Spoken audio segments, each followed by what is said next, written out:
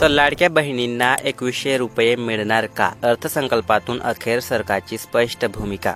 लाडक्या बहिणींचा हप्ता हा 1500 रुपयेच राहणार का? याबद्दल पण आपण या व्हिडिओमध्ये स्पष्ट माहिती पाहणार आहोत। लाडक्या बहिणींना देणार AI चं प्रशिक्षण, याबद्दल पण आपण या व्हिडिओमध्ये चर्चा करणार आहोत। तर चॅनलवरती नवीन असाल तर चॅनलला सबस्क्राइब करा अशाच महत्त्वाच्या खरोखर माहिती अपडेट मिळवण्यासाठी। खाली एक सबस्क्राइब असं नाव आहे, त्या नावाला दाबा एकदा आणि चॅनलशी जुळा। तर पाहूयात आपण आजची माहिती, खूप महत्त्वाची आहे। ओरिजिनल माहिती मित्रांनो, डुप्लिकेट असं नाही, ओरिजिनल माहितीवरच आपण व्हिडिओ आणत राहतात। तर महाराष्ट्राच्या विधिमंडळाचं अर्थसंकल्पीय अधिवेशन सुरू आहे। आज मुख्यमंत्री तथा अर्थमंत्री अजित पवार यांनी राज्याचा अर्थसंकल्प विधानसभेत सादर केला। निवडणुकीत दिलेल्या आश्वासने अर्थसंकल्पात पूर्ण होणार का, याकडे अवघ्या राज्याचे लक्ष लागलं होतं। महायुतीच्या नेत्यांनी विधानसभा निवडणुकीपूर्वी दिलेल्या मुख्यमंत्री माझी लाडकी बहीण योजनेच्या हप्त्याची रक्कम 1500 रुपयांवरून 2100 रुपयांपर्यंत आश्वासन दिलं होतं। या संदर्भात अर्थसंकल्पातून सरकारची भूमिका समोर आली आहे। तर मित्रांनो, लाडक्या बहिणींचा हप्ता हा 1500 रुपयेच राहणार का?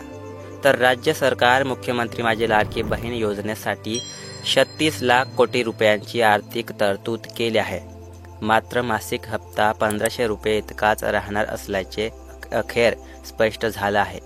अर्थमंत्री अजित पवार यांनी 2100 रुपये हप्ता करण्याविषयी कोणत्याही प्रकारची घोषणा केलेली नाही। अर्थसंकल्पापूर्वी तसे संकेत भाजप नेत्यांनी दिले होते। भाजप नेते विधान परिषद आमदार प्रवीण दरेकर यांनी राज्याची आर्थिक घडी नीट करण्याची आवश्यकता आहे। मला वाटतं मुख्यमंत्री देवेंद्र फडणवीस यांच्या नेतृत्वात सरकार आहे। पुढील 20-25 वर्षाचं आर्थिक नियोजन या अर्थसंकल्पातून झालेलं दिसेल।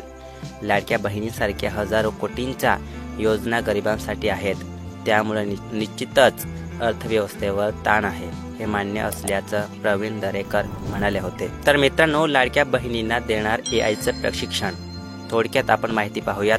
लाडक्या बहिणींसाठी राज्य सरकारने आणखी एक मोठी घोषणा केली आहे।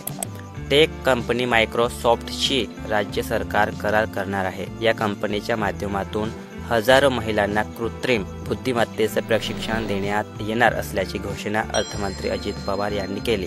राज्यातील महिलांचे सबलीकरण करण्यासाठी कौशल्य विकासावर भर देणार असल्याचे अर्थमंत्री अजित पवार यांनी सांगितले। तर चॅनलवरती नवीन असाल तर चॅनलला सबस्क्राइब करा अशाच खरोखर महत्त्वाच्या गोष्टी, बातम्या, माहिती मिळवण्यासाठी खाली एक सबस्क्राइब असं नाव आहे, त्या सबस्क्राइब या नावावरती एकदा दाबा आणि चॅनलशी जुळा अशाच महत्त्वाच्या अपडेट मिळवण्यासाठी।